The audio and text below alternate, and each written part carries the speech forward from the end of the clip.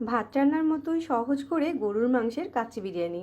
যাদের কাছে বিরিয়ানি রান্নাটা ঝামেলার বলে মনে হয় তাদের জন্য সহজভাবে রেসিপিটা শেয়ার করেছি। বিরিয়ানি রান্নার জন্য এখানে 1 কেজির মতো গরুর মাংস নিয়েছি আর মাংসটাকে আগেই ধুয়ে পরিষ্কার করে নিয়েছি। মাংসটাকে আমি রান্নার রেগুলার সাইজ করে কেটে নিয়েছি। মাংসের সাথে 1 টেবিল চামচ দিচ্ছি রসুন বাটা, 1 টেবিল চামচ আদা বাটা, পরিমাণ মতো লবণ দিয়ে দিলাম, 1 চামচ দিচ্ছি জিরার গুঁড়া, 1 চামচ দিচ্ছি ধনিয়ার গুঁড়া, হলুদ দিচ্ছি 1 চামচ আর লাল মরিচের গুঁড়া দিচ্ছি 1.5 চামচ। এখানে 3 টেবিল চামচের মতো প্যাকেটের বিরিয়ানি মশলা দিয়ে দিচ্ছি, হাফ কাপ দিয়ে দিচ্ছি টক দই আর 1 কাপ দিয়ে দিচ্ছি পেঁয়াজ বেরেস্তা। মশলাগুলো দিয়ে মাংসটাকে কিছুটা মাখিয়ে এখানে দিয়ে দিচ্ছি 1/3 কাপ পরিমাণ বেরেস্তা ভাজা তেল। এখন মাংসটাকে মশলার সাথে খুব ভালো করে মাখিয়ে নিতে হবে আর রেস্টে দিয়ে দিতে হবে 1 ঘন্টার জন্য। তাহলে রান্না করার সময় মাংসটা খুব দ্রুত সিদ্ধ হয়ে যাবে। আমি একটা ফয়েল পেপার দিয়ে মাংসটাকে ঢেকে রাখছি। আজকের বিরিয়ানিটা আমি বাসমতি চাল দিয়ে রান্না করব, এজন্য একটা বাটিতে 2 কাপ বাসমতি চাল নিয়ে নিচ্ছি। পর্যাপ্ত পরিমাণ পানি দিয়ে চালটাকে খুব ভালো করে ধুয়ে ভিজিয়ে রাখবো আধা ঘন্টার মতো, তারপর পানি ঝরিয়ে রাখবো। মাংসটাকে 1 ঘন্টা রেস্টে দেওয়ার পরে এখানে একটা পাত্রে 1/4 কাপ পরিমাণ রান্নার তেল দিয়ে দিচ্ছি।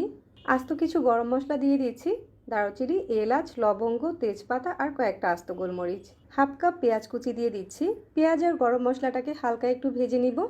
তারপর এখানে 1 চামচের মতো শাহি জিরা দিয়ে দিচ্ছি।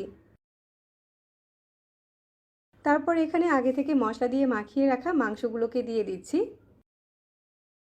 মাংসগুলোকে একটু নেড়েচেড়ে দিচ্ছি। তারপর একটা ঢাকনা দিয়ে ঢেকে চুলার আঁচটাকে মিডিয়ামে করে দিচ্ছি। কিছুক্ষণ পরেই দেখা যাচ্ছে মাংসটা বেশ কিছুটা পানি ছেড়েছে আর এই পানিটা দিয়েই মাংসটাকে প্রায় 80%-এর মতো সিদ্ধ করে নিব। মাংসটা সিদ্ধ হতে হতে আমরা এখানে রাইসটাকে রেডি করে নিচ্ছি। এজন্য একটা পাত্রে পর্যাপ্ত পরিমাণ পানি ফুটাতে দিয়েছি, সাথে কিছু আস্ত গরম মশলা দিয়ে দিয়েছি আর 2 টেবিল চামচের মতো রান্নার তেল দিয়ে দিয়েছি। এখানে আগে থেকে ভিজিয়ে রাখা চালগুলোকে দিয়ে দিচ্ছি আর সিদ্ধ করে নিচ্ছি। ভাতটা যখন 80%-এর মতো সিদ্ধ হয়ে যাবে তখন পানি ঝরিয়ে উঠিয়ে নিতে হবে। এই বিরিয়ানির জন্য ভাতটাকে 80%-এর মতোই সিদ্ধ করে নিতে হবে। আর এই সময়ের মাঝে মাংসটাও খুব ভালো সিদ্ধ হয়ে গিয়েছে। এবার এই মাংসের উপরে সিদ্ধ করে রাখা ভাতটাকে দিয়ে দিচ্ছি। উপর দিয়ে রাইসটা বিছিয়ে দেওয়া হয়ে গেলে এখানে হাফ কাপ দিয়ে দিচ্ছি লিকুইড মিল্ক। আর এই লিকুইড মিল্কের সাথে 2 টেবিল চামচ পরিমাণ ঘি আর 1 টেবিল চামচ পরিমাণ কেওড়া জল মিশিয়ে রেখেছিলাম। কয়েকটা আলু বখেরা দিয়ে দিচ্ছি, তারপর কয়েকটা আস্ত কাঁচামরিচ দিয়ে দিচ্ছি আর দিচ্ছি পেঁয়াজ বেরেস্তা।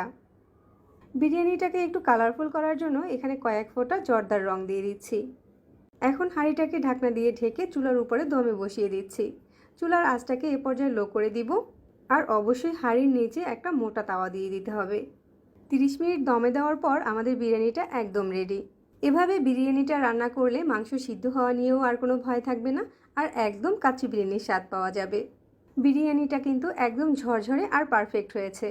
নতুনরাও চাইলে মাঝে মাঝে এরকম করে কাচ্চি বিরিয়ানি রান্না করতে পারেন। সহজভাবে একটা কাচ্চি বিরিয়ানির রেসিপি আজকে শেয়ার করলাম। আশা করছি সবার কাছে ভালো লেগেছে। সহজে রেসিপি পেতে আমার পেজ ফলো করতে পারেন আর চ্যানেল সাবস্ক্রাইব করতে পারেন। এতক্ষণ সাথে থাকার জন্য সবাইকে ধন্যবাদ জানিয়ে বিদায় নিচ্ছি। আল্লাহ হাফেজ।